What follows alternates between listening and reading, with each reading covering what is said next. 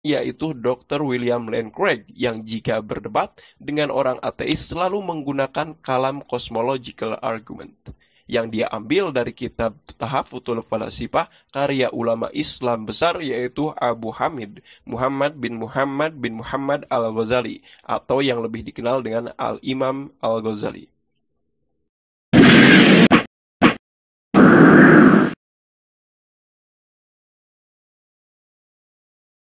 Assalamualaikum warahmatullahi wabarakatuh. Alhamdulillahirrabbilalamin. Wassalatu wassalamu ala barakatuh ala sayyidil mursalin Sayyidina Muhammadin wa ala alihi wassobi ummati ajmain. Pada episode Ngopi, Ngolah Pikir kali ini, saya akan membantah argumen Andri Tunggal, seorang YouTuber apologis Kristen yang berusaha merasionalisasikan Trinitas. Argumennya sendiri dia sampaikan di video yang berjudul Pertanyaan Cerdas Muhammad kepada Orang Kristen. Tuhan kok mati? Video tersebut ditujukan untuk menjawab atau membantah argumen yang terdapat di video seorang mu'alaf asal Malaysia, yaitu saudara Lim Joy Sun. Yang dalam video tersebut, beliau sedang menjelaskan kisah percakapan Nabi Muhammad SAW dengan orang Nasrani Najran. Di video bantahan Andri yang berdurasi 7,51 menit tersebut, ada 2 poin utama yang dibahas, yaitu pertama, status ketuhanan Yesus. Yang kedua, status kekekalan Yesus sebagai anak Allahnya orang Kristen. Di poin pertama, Andri mengklaim berargumen dengan menggunakan dalam tanda kutip logika. Sementara di poin kedua, Andri berargumen dengan menggunakan ayat-ayat Alkitab. Oleh karenanya, saya tidak akan menanggapi poin kedua. Kenapa? Karena saya tidak mengimani Alkitab yang saudara Andri kutipkan. Sehingga membantahnya adalah sesuatu yang pointless. Jadi saya hanya akan membantah poin pertama. Karena Andri mengklaim berargumen dengan logika. Sementara dalam agama saya, yaitu agama Islam, penggunaan akal sehat sangatlah dianjurkan. Dan alhamdulillah saya pernah belajar logika saat mondok. Pertama-tama, karena argumen saudara Lim pada video tersebut berupa cerita dan percakapan, maka saya akan merubahnya menjadi sebuah silogisme agar mudah menganalisa argumen-argumennya dan juga argumen-argumen bantahan saudara Andri. Poin inti saudara Lim adalah Yesus bukan Tuhan karena mengalami kematian. Karena Tuhan haruslah memiliki sifat kekal. Dari poin saudara Lim tersebut, kita bisa membuat argumen deduktif dengan 2 silogisme atau kias. Berikut silogismenya. Segala hal yang tidak kekal bukanlah Tuhan. Yesus tidaklah kekal. Kesimpulan, Yesus bukanlah Tuhan. Silogisme yang kedua, segala entitas yang mengalami kematian tidaklah kekal. Yesus mengalami kematian. Kesimpulan, Yesus tidaklah kekal. Silogisme pertama adalah argumen untuk menyangkal ketuhanan Yesus. Sementara silogisme kedua adalah argumen ketidakkekalan Yesus yang terdapat di premis mayor di silogisme pertama. Perlu dicatat, argumen ini adalah argumen deduktif, yang mana jika semua premisnya benar, maka secara otomatis kesimpulannya pun pasti benar. Jadi jika Andri menerima klaim pada premis-premis tersebut, tidaklah masuk akal sehat jika dia menolak kesimpulannya, yaitu Yesus bukanlah Tuhan. So, jika dia ingin membantah kesimpulan pada silogisme tersebut, dia harus mematahkan premis-premis yang terdapat dalam silogisme yang saya sajikan tersebut, yang saya ambil dari poin-poin yang disampaikan saudara Lim. Ada beberapa probabilitas untuk menyangkal kesimpulan Yesus bukan Tuhan dalam silogisme tersebut. Yang pertama, membantah bahwa Tuhan kekal. Dengan kata lain, memberikan atribut mortal atau fana yang artinya ketidakkekalan kepada Tuhan. Namun saya ragu saudara Andri berani membantah premis ini, mengingat konsep Tuhan kekal juga merupakan doktrin Kristen. Yang kedua, jika cara pertama tidak bisa dilakukan, maka ada cara kedua, yaitu membantah bahwa Yesus tidak kekal. Dengan kata lain, menganggap Yesus kekal, sebagaimana doktrin sebagian umat Kristen. Namun, untuk membuktikan bahwa Yesus kekal, Andri harus membantah dua premis pada silogisme yang kedua yang saya jadikan sebagai argumen ketidakkekalan Yesus pada premis kedua di silogisme pertama. Untuk membantahnya hanya ada dua pilihan. Cara pertama untuk membantah silogisme kedua tersebut ialah dengan membantah klaim bahwa Yesus pernah mengalami kematian, sebagaimana terdapat dalam premis mayor di silogisme kedua. Namun saya ragu Andri berani membantah klaim tersebut, mengingat doktrin denominasi kekristenan yang saudara Andri percaya menyatakan bahwa Yesus mati di tiang salib.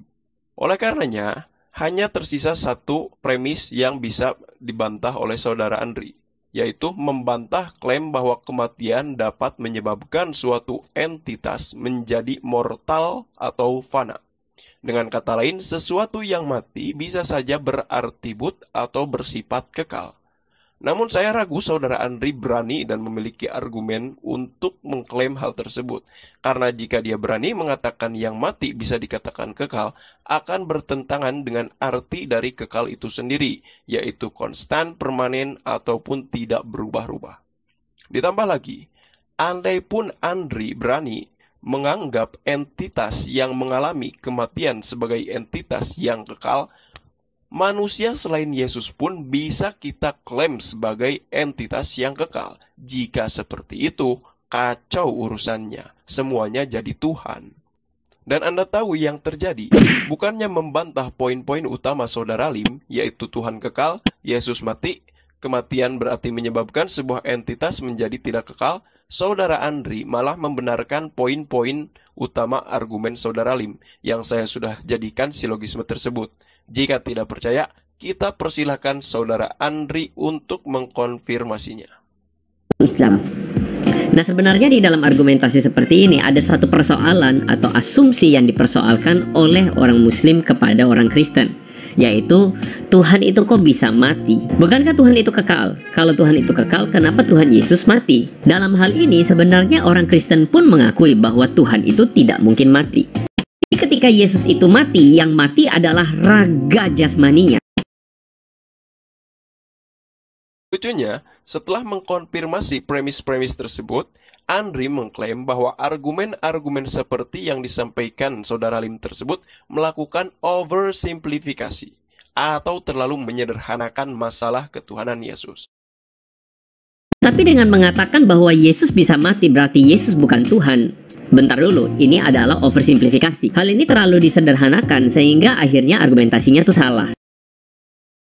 Yang saya tanyakan adalah, apa yang Andri maksudkan dengan oversimplifikasi? Jika penggunaan penalaran deduktif dalam berargumentasi dianggap sebagai oversimplifikasi, Anda harus berani berdebat dengan filsuf-filsuf hebat ataupun para ilmuwan-ilmuwan, bahkan teolog-teolog di agama Kristen sendiri seperti Thomas Aquinas ataupun profesor filsafat yang juga seorang apologis Kristen yaitu Dr. William Lane Craig yang jika berdebat dengan orang ateis selalu menggunakan kalam cosmological argument yang dia ambil dari kitab Tahafutul Falasifah karya ulama Islam besar yaitu Abu Hamid Muhammad bin Muhammad Al-Ghazali atau yang lebih dikenal dengan Al-Imam Al-Ghazali.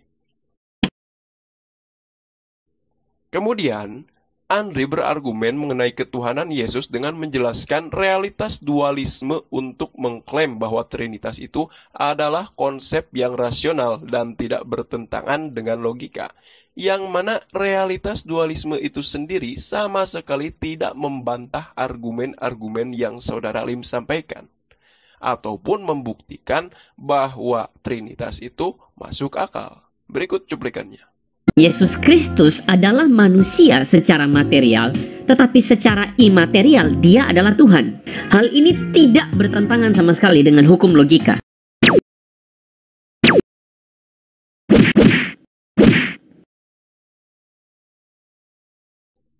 Sebenarnya, fakta bahwa Yesus manusia saja sudah cukup untuk membuktikan bahwa Yesus bukan Tuhan. Kenapa? Karena jika Yesus adalah manusia, sementara manusia bukan Tuhan, maka Yesus pasti bukanlah Tuhan. Untuk memahami argumen tersebut, kita tidak perlu mahir ilmu logika ataupun mahir berfilsafat. Cukup berakal sehat saja, kita pasti memahaminya. Agar lebih jelas, saya akan buatkan variabel lainnya. Berikut contoh lainnya. Jika Y adalah M, sementara M bukan T, maka Y bukanlah T. Paham?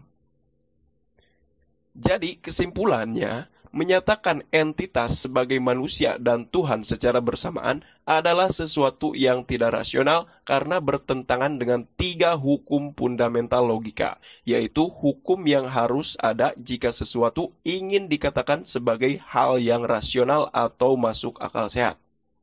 Ketiga hukum tersebut sering disebut laws of thought atau hukum-hukum berpikir. Berikut ketiga hukum-hukum tersebut. Pertama, the law of non-contradiction. Yang kedua, the law of identity. Yang ketiga, the law of excluded middle. Jika kita pelajari ketiga hukum logika tersebut dan cocokkan dengan konsep trinitas, saya jamin jika Anda jujur, Anda akan berkesimpulan bahwa konsep trinitas bertentangan dengan ketiganya. Namun, saya tidak akan membahasnya di video kali ini, agar videonya tidak kepanjangan, karena tujuan dari video ini hanya untuk ngedebunk video bantahan Andri tersebut. Adapun pembahasan lebih jelas mengenai pertentangan konsep trinitas dengan ketiga hukum tersebut, insya Allah saya akan membahasnya di kesempatan lain.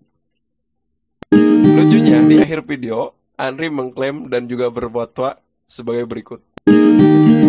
Nah, sebenarnya video ini menjawab permasalahan yang klasik ya, yang sering kali ditanyakan oleh orang-orang muslim kepada orang Kristen, kok Tuhan itu bisa mati? Dan argumentasi yang mengatakan kalau Yesus itu mati berarti Yesus bukan Tuhan, itu adalah argumentasi yang sudah dipatahkan.